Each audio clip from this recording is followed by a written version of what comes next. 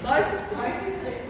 Meu Deus, eu não sei se eu tenho medo ou se perto de 17 tem um que tem de fisiopatologia. Tá tudo certo, vai dar tudo certo. Alex no B. Aline B. Amanda B aquela hora. Júlia também. Andrica. Andrica não veio. Andrica.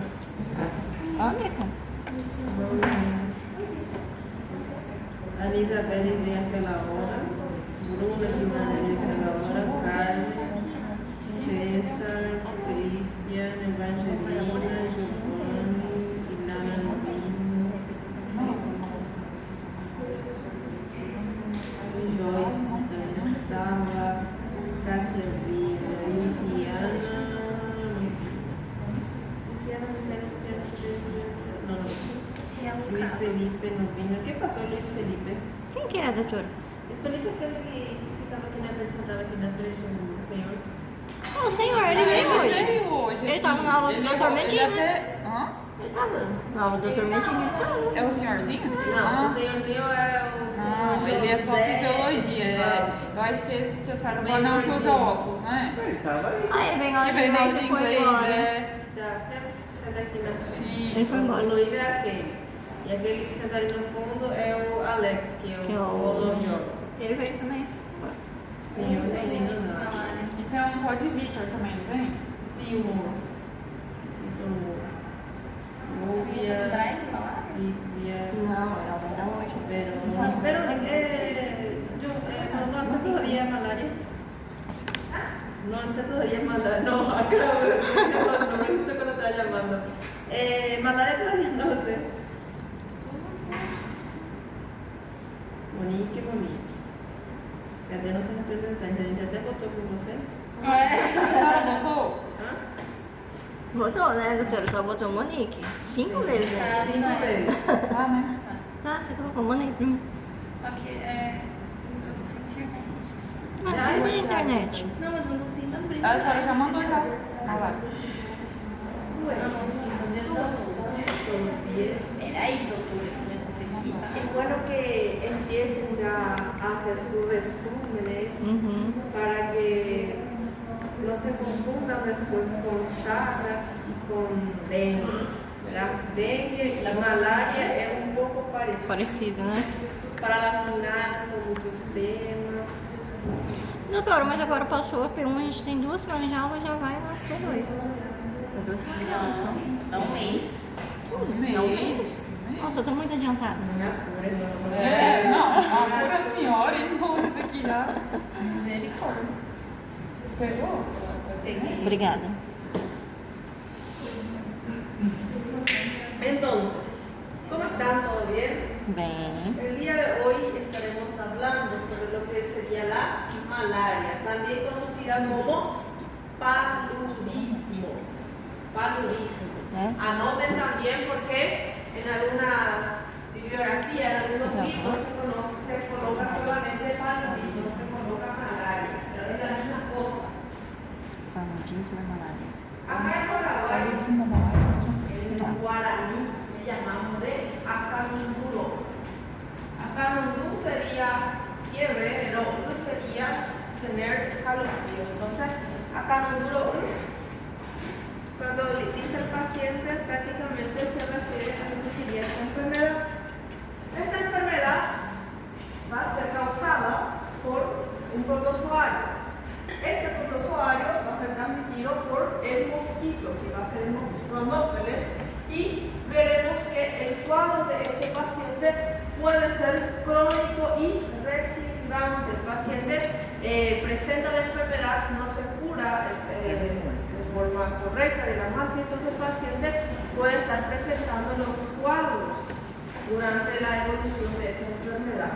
Vemos que entonces esta enfermedad, como les dije, acanundulo, fiebre más escalofríos, entonces el paciente va a estar presentando, o esa enfermedad se caracteriza por la presencia de paroxística. ¿Qué quiere decir eso?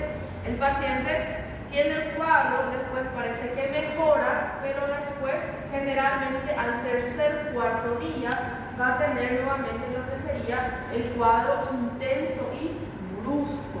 Entonces, por eso también se le llama como la enfermedad donde el paciente va a tener fiebre terciana o cuartana. En el tercer o cuarto día, entonces el paciente parece que melhorou. Durante o dia o paciente melhorou. Depois de 3 dias que o paciente melhorou, apresenta de novo um quadro súbito de fiebre y escalofrío.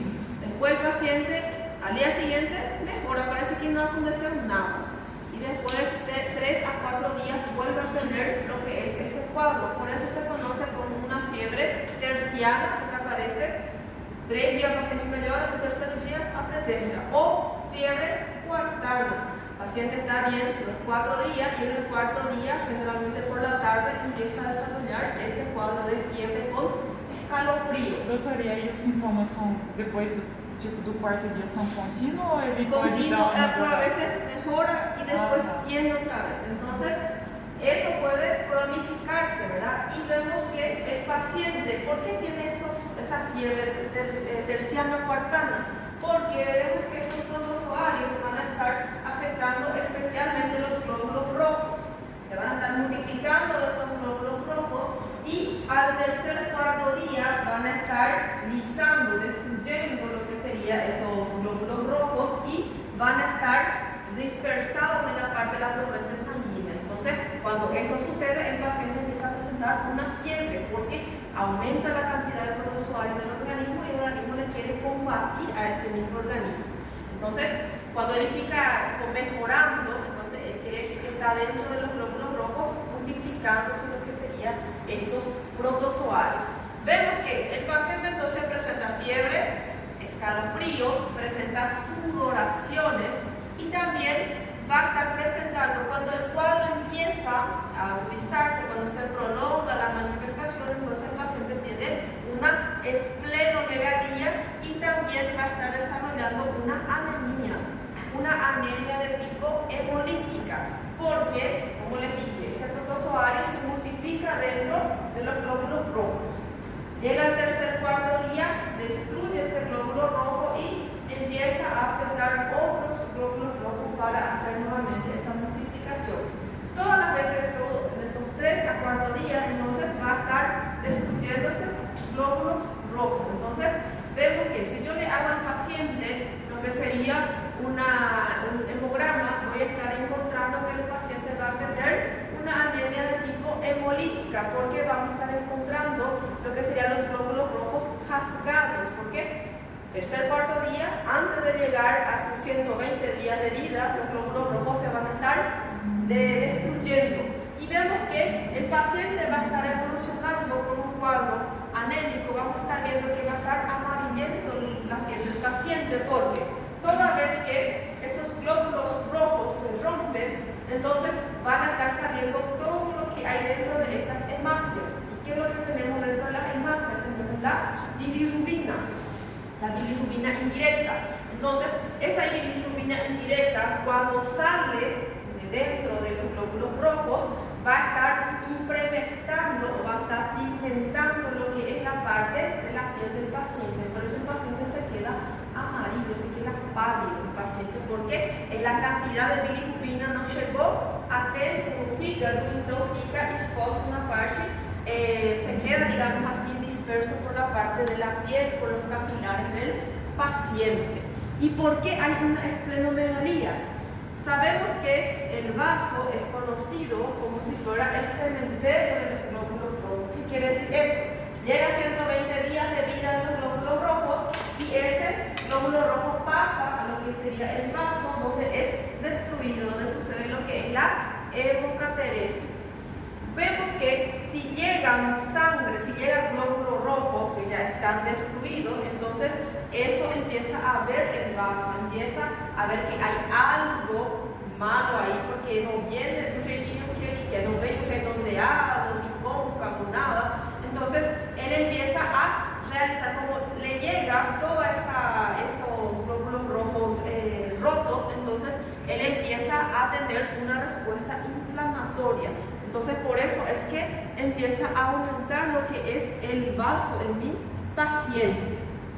Vemos que entonces dentro de esta enfermedad vemos que el agente etiológico va a ser el protozoario, va a ser del género Plasmodium. Entonces la malaria es el nombre de la enfermedad.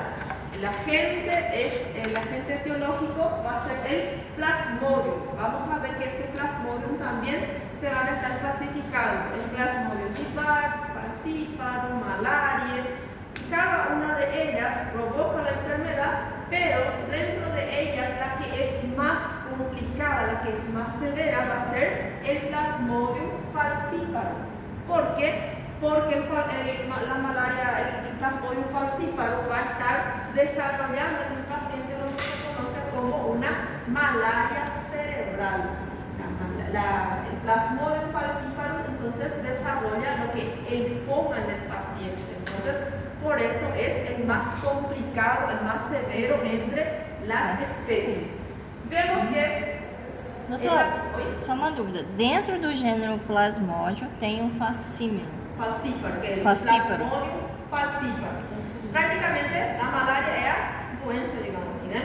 Y el Plasmodium va a ser el género del protozoario. Entonces, yo tengo 5 géneros: el Plasmodium vivax, el Plasmodium malaria, el Plasmodium equilex, el Plasmodium falciparum, que vamos a estar viendo cada uno de ellos.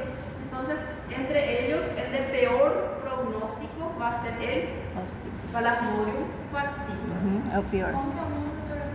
Falcíparo. Falciparum. Falciparum, sí. Ele é o Falci, pior. después parum, con E al final. Falciparum.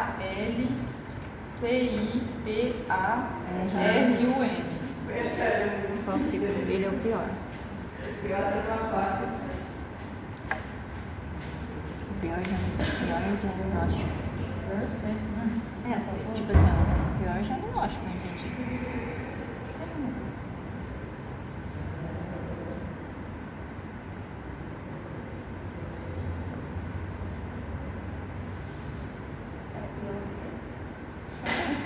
É a pior espécie, mas aí eu entendi diagnóstico. É porque ele já leva a coma, né? Uhum. Vou colocar aqui de novo. Como que é assim? Como que é? Falcíparo. Vê se tá certo. F-A-L-C-I-P-A-R-U-M.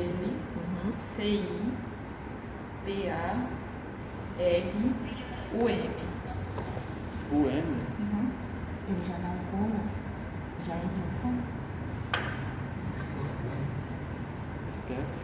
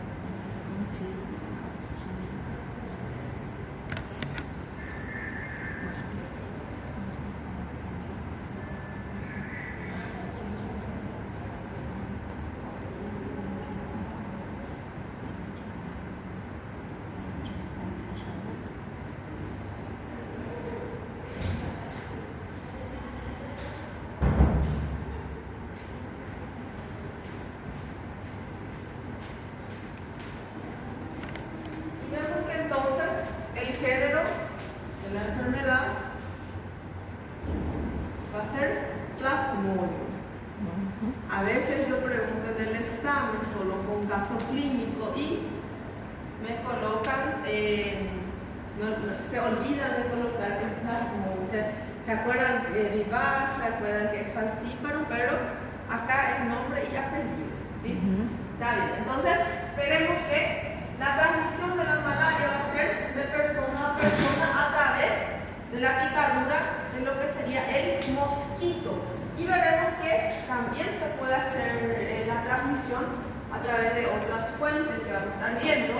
Vemos que, como les dije, la característica especial de la enfermedad es que el paciente presenta una fiebre intermitente, escalofríos y sudoración. Esa es la triada clásica de lo que sería la malaria.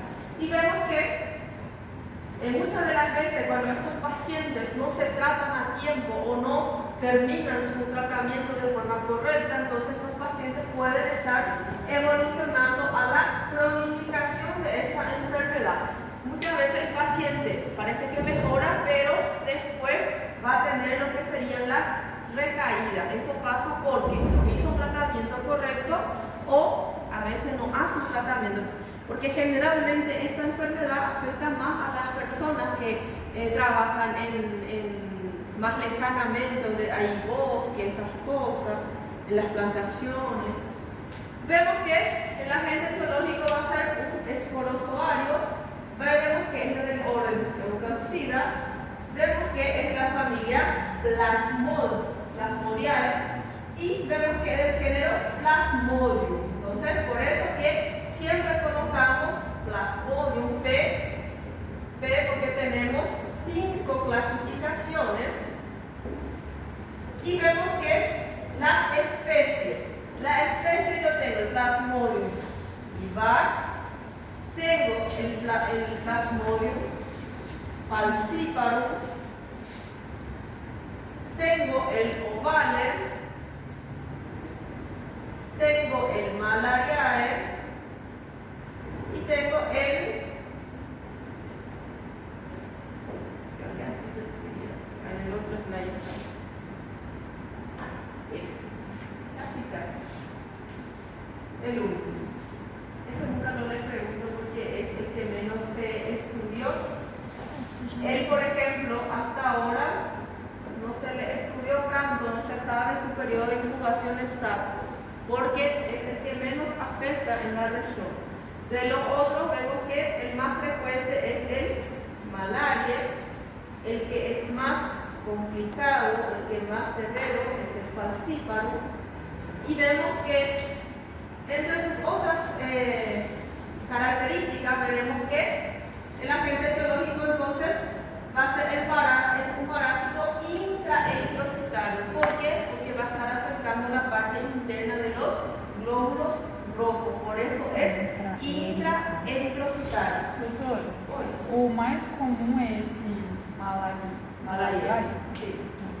Y vemos que existen entonces 5 especies: Plasmodium vivax, falciparum, ovale, malaria y el cabanules. Y vemos que después la gravedad del cuadro va a depender de la especie infectante, porque como les dije, el falciparum es el más complicado, el más severo. Vemos que depende mucho también, el cuadro clínico del paciente va a depender de la parasitemia. ¿Qué quiere decir eso? Cuando más se multiplica el protozoario dentro del organismo, cuando más protozoario hay, entonces peor va a ser la clínica del paciente. A eso yo le voy a llamar parasitemia. A mayor parasitemia, peor el cuadro del paciente, porque esa parasitemia va a ser cantidad de protozoarios dentro del organismo de mi paciente. Y vemos que también van a estar lo que sería el cuadro del paciente también va a estar dependiendo de las citocinas que se van a estar eliminando o liberando en la hora de esa infección de mi paciente. Doutor, você pode voltar só para me tirar a foto? O slide anterior, por favor. Esse.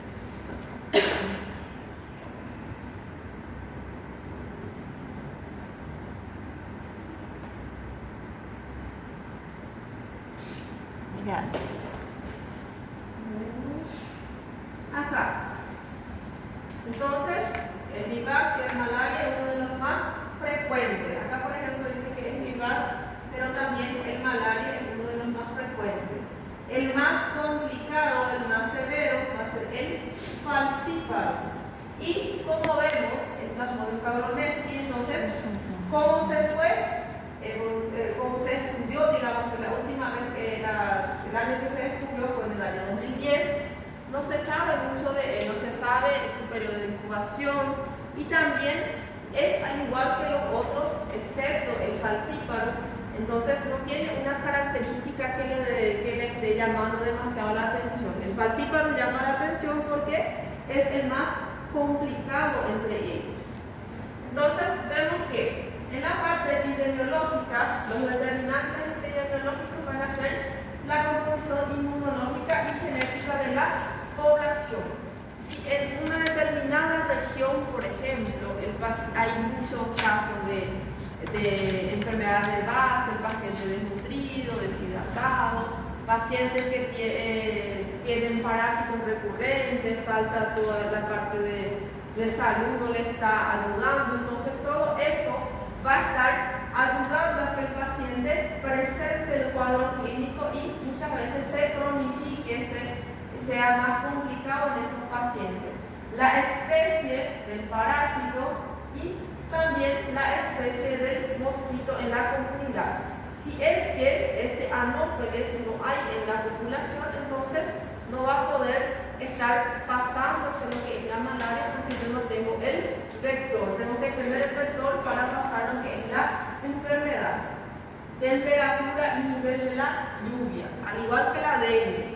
Tenemos que tener una población, una población, digamos así, más tropical, que tenga la lluvia, que haga mucho sol, para que esos mosquitos se puedan estar multiplicando, los huevos puedan estar dando para que haya lo que serían los mosquitos. Y también distribución de los criaderos de mosquitos. Cuando más criadero de mosquitos, cuando más basuras se encuentren entonces o estén en una determinada región, entonces todo eso va a estar ayudando a que haya más casos de malaria en esa determinada región. Y uso de fármacos antipalúdicos. Vemos que cuando hablamos de fármaco antipalúdico es los medicamentos que se usan para estar, digamos así, como si fuera una profilaxis para lo que sería la malaria. Por eso es en vez de antimalaria, es antipalúdico, que es paludismo. Entonces, si en una determinada región toda la población está teniendo su profilaxis, está tomando medicamentos que le ayuden a no desarrollar el cuadro, entonces eso le va a estar ayudando a no tener el cuadro clínico en esa determinada región. Acho que no Brasil tem umas zonas que son bien, que aparecen malaria muchas veces o hay muchos números. Entonces en esos casos, por ejemplo, yo voy a ir a trabajar en ese lugar, entonces antes de eso generalmente ya tengo el tratamiento profiláctico para que no desarrolle la enfermedad. Entonces prácticamente yo hago el tratamiento para no desarrollar la enfermedad y para no estar enfermo. Entonces esa sería la parte antipalúdica. ¿Cuáles son los factores de riesgo para esta enfermedad? Los cambios climáticos en la determinada región. Si llueve, hace calor, acá en Pedro Juan, por ejemplo, es especial para esa multiplicación de los mosquitos. Degradación del medio ambiente. A medida que se van realizando la deforestación y todo más, todos esos mosquitos que estaban en la parte más de esos bosques pueden estar pasando a la parte urbana. Y deficiente atención de salud, inaccesibilidad, dispersión poblacional. Por ejemplo, como les dije, esta enfermedad generalmente aparece más en la periferia, en la parte donde hay chacras, donde hay un montón de bosques, selva, donde hay mato, porque donde encontramos más lo que serían estos mosquitos. Entonces, si en esas partes no hay un puesto de salud, no hay ambulancia, no hay toda esa ayuda o hay una deficiente atención en salud, todo eso va a estar ayudando a que el paciente se complique más y pueda desarrollar un cuadro crónico. ¿Cuáles son los otros factores de riesgo? Movimientos migratorios. Por ejemplo, esos pacientes que se van a trabajar en la parte de acá, por ejemplo, en la Mumbai, es frecuente que los pacientes que trabajen, por ejemplo, en la plantación de marihuana. Entonces, se van en esa zona, como es una zona donde hay mato y todo más, todo eso va a estar ayudando a que desarrolle lo que es el cuadro de la malaria. Y conflictos armados, desplazamiento poblacional. En los casos que haya, por ejemplo, un lugar donde hay guerras y todo más, justamente, vamos a decir así, vamos a decir que una determinada ciudad del Paraguay tenga muchos casos de malaria. Justamente ese local entró en conflicto, tuvo una guerra, todas esas personas tuvo que ir ir a otro lugar. Entonces, esa migración o esos pacientes que se van de un lugar a otro van a estar pudiendo llevar. Si vienen esas personas vienen hacia la parte de Pedro Juan, entonces van a estar ayudando a que aparezcan, digamos, los cuadros de malaria. Así es que tenemos también los vectores acá en nuestra región. Y después tenemos otros factores de riesgo. Actividades económicas, minería, los pacientes que trabajan en lo que sería las minas, los que trabajan en la parte de las minas de carbón también, cultivos ilícitos, que como les dije, las plantaciones de marihuana, y también otros factores biológicos como por ejemplo del parásito y del vector, que tengan resistencia. Por ejemplo, si en una determinada región los pacientes no hicieron bien su tratamiento o si están realizando el uso de medicamentos sin una revisión médica, digamos así, una consulta médica, entonces todo eso va a hacer también que ese parásito se vuelva más resistente a los medicamentos, al tratamiento. Y inadecuado uso de medicamentos antimaláricos, en los casos que el paciente en COVID, por ejemplo, cuando aparecieron los casos de COVID, empezaron a utilizarse bastante el metotrexato y todo más para el tratamiento de lo que es la COVID. Entonces, a medida que se van utilizando, el organismo cría también lo que sería una resistencia. Imagina, você usou a vida inteira, depois chega, você desenvolve uma malaria, empieza a usar otra vez el tratamiento y ya no hace tanto efecto como debería de ser. También los cambios demográficos, también la parte climática y también los cambios como por ejemplo la parte de las deforestaciones. Vigilancia y control inadecuado e insuficiente, difícil, cuando hay por ejemplo pasos, como les dije, cuando hay guerras y todo más, una determinada población viaja a otra región llevando lo que es la enfermedad. El periodo de incubación. Bueno, vemos que el falciparum va a tener un periodo de incubación de aproximadamente 12 días. Entonces, 12 días después que el paciente fue picado por ese mosquito, entonces puede estar desarrollando lo que es el cuadro.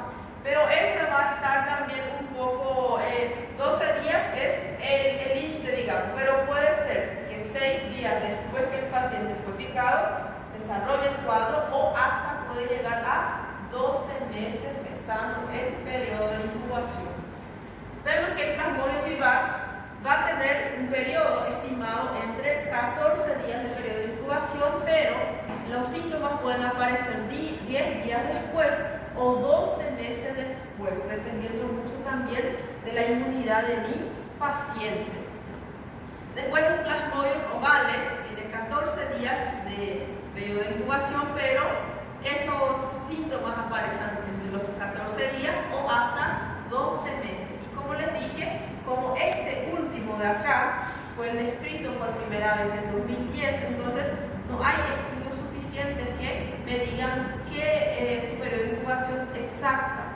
Algunos libros ni les mencionan.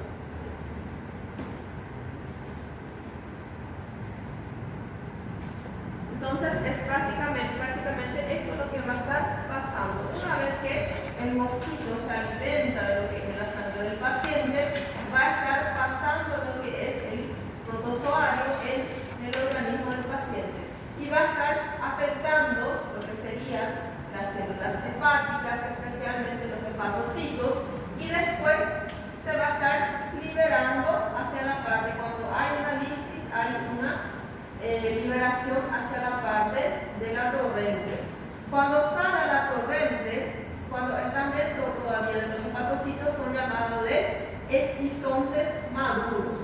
Una vez que esos esquizontes se quedan maduros, entonces se realiza la lisis y va a estar saliendo hacia la parte de la torrente sanguínea. Una vez que están afuera de esas células hepáticas, son llamados de merozoitos, y esos merozoitos van a estar buscando quiénes, a los eritrocitos para estar afectando. Una vez que entran dentro de los eritrocitos, van a pasar a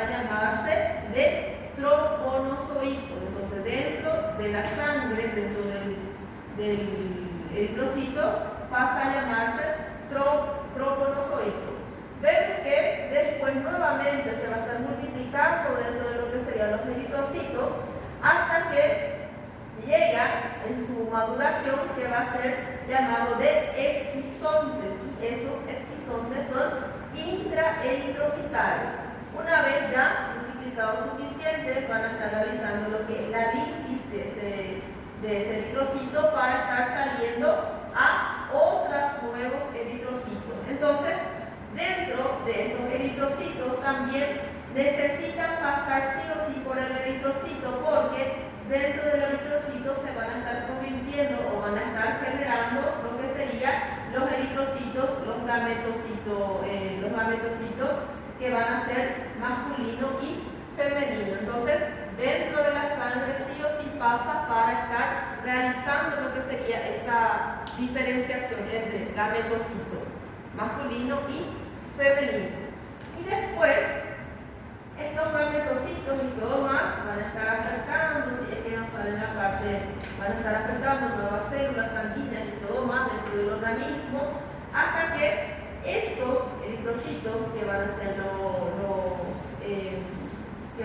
los sexuales y todo más, los gametocitos, van a ser lo que, si este mosquito está sano, se alimenta de la sangre del paciente, entonces va a estar, estos de acá son los que van a estar pasando hacia lo que sería la parte del organismo del mosquito.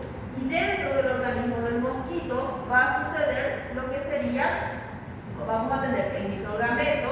Ese microgameto se va a estar madurando y va a estar desarrollando lo que sería el macrogameto. Ese macrogameto se junta en un óvulo y un espermatozoide prácticamente para formar el cigoto. Y ese cigoto necesita sí o sí del epitelio intestinal de los mosquitos para adherirse a esos epitelios. Cuando se adhiere el llamado de oquineto, entonces ese oquineto se va a estar adheriendo a lo que sería el epitelio intestinal del mosquito. Después se madura, va a ser el oocisto, después el esporozoito y nuevamente entra todo este ciclo otra vez. Entonces podemos ver que necesita tanto del organismo del mosquito como también de nuestro organismo, porque dentro de nuestro organismo se va a estar madurando y va a estar produciéndose lo que serían los gametos sexuales. Necesita del organismo de lo que serían los mosquitos para que esos gametos se puedan estar uniendo y formando lo que es el cigoto. Cuando una vez esos cigotos pasan a ser ocineto, esporozoito, y ahí nuevamente va a estar saliendo a través de la salida de los mosquitos y a través de esa mordedura. Pasa al organismo del paciente, se madura y así va a estar pasando lo que es el ciclo. Entonces podemos ver que sí o sí necesita de lo que sería el mosquito para su maduración completa, para su desarrollo, y también necesita del organismo nuestro. Esta es la misma cosa. ¿Qué les parece si mañana continuamos? ¿Puede ser? Están un poco cansaditos, ya les veo poco. Doutora, volta. A senhora desligou? Não, vem tirar uma foto. Deixa eu. Se acabaram de ligar, tá ligado? Só tirar foto. Ah, não, deixa, doutora. No, Amanhã. acá nomás, porque acá nomás solo vou picar.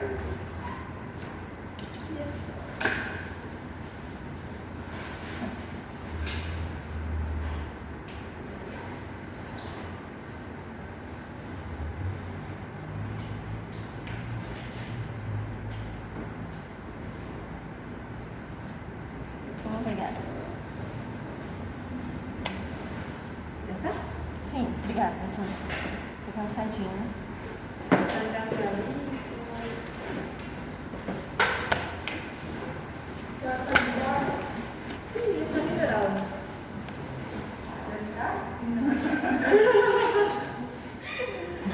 Não, ainda mais a pessoa tá com o pezinho lá fora e perguntou, vai ficar. Tchau. Tchau. Vai dormir? No, me dijeron, a veces salgo y no corro, ¿verdad? Aí da mañana me dijeron no caminho. Doutora, o doutorino falou que é antiético deixar assim tudo escrito preto. Na minha ética médica não tá, então. Porque a veces salgo já corrido e já não saco. Pero ahora, vamos poner el brazo.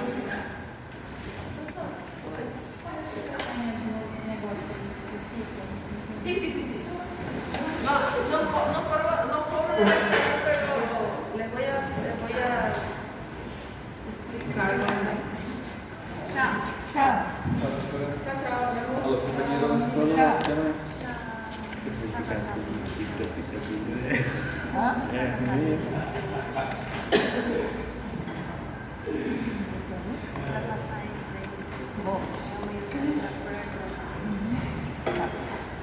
Beijo.